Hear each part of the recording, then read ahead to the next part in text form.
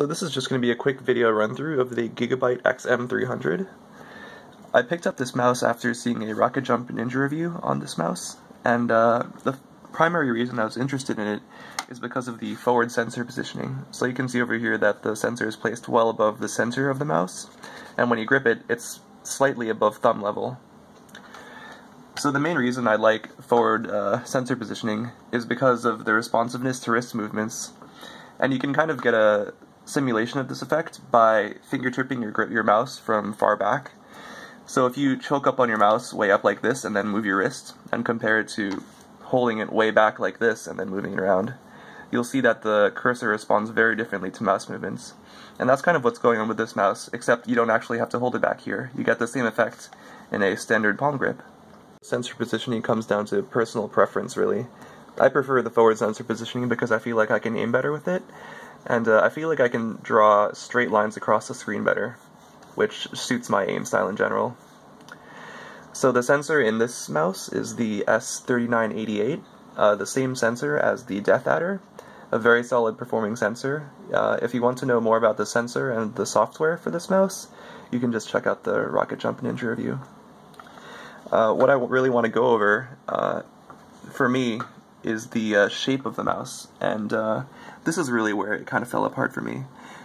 When I read other user reviews on this mouse, I hear a lot of people compare it to the Death Adder, which I have over here, the 3.5G version. But actually they only got half the story right. So the top is kind of very similar to the Death Adder, where the left side is raised more than the right, so you can kind of rest your palm over it more easily. But it kind of falls short of the design of the Death Adder in several ways. For example, you can see the butt over here at these two flares. They're kind of pointed, and when you're holding it in a palm grip, this point really comes through. Like, you can feel it. So when I'm holding it here, I can feel the point kind of digging into my knuckle right here. And in particular, this point on the right side is very dastardly. It digs right into like the your big knuckle under your pinky. Another big difference is the right side under your ring finger and your pinky. You can see on the Death Adder it kind of flares out a bit, like there, this ledge over here. So when you're holding it, it separates your middle finger from your ring and pinky finger.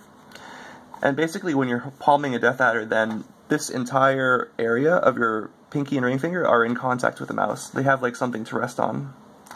On this mouse though, this corner over here forces your ring finger and your pinky outwards.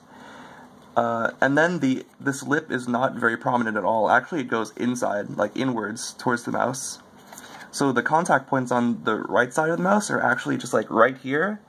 These, like this whole area from here to here and here to here are just kind of hovering in this gap.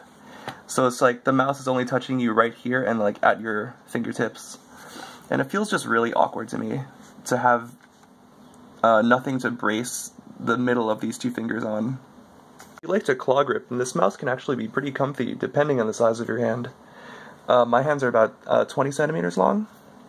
So if you want to do the style of claw where you're bracing the butt of your palm against the mouse and kind of clawing the front, if you have large hands, I don't think this will work too well because there's not enough hump in the back to get your palm kind of like lodged in there. I don't feel very secure holding the mouse like this.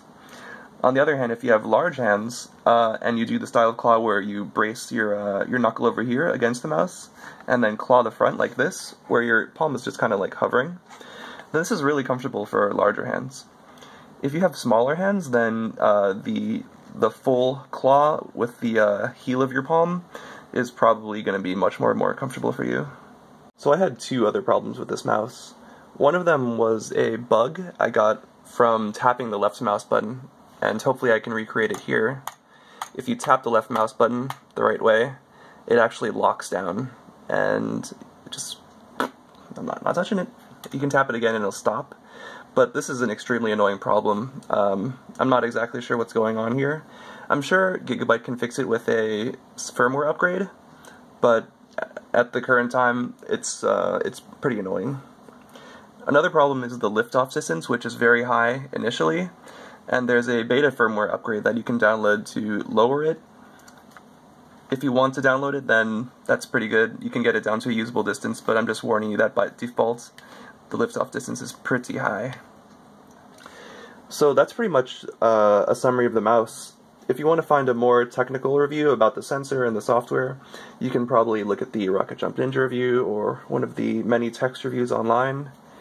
This is a very well-performing mouse. I love the sensor. I love the sensor position a lot.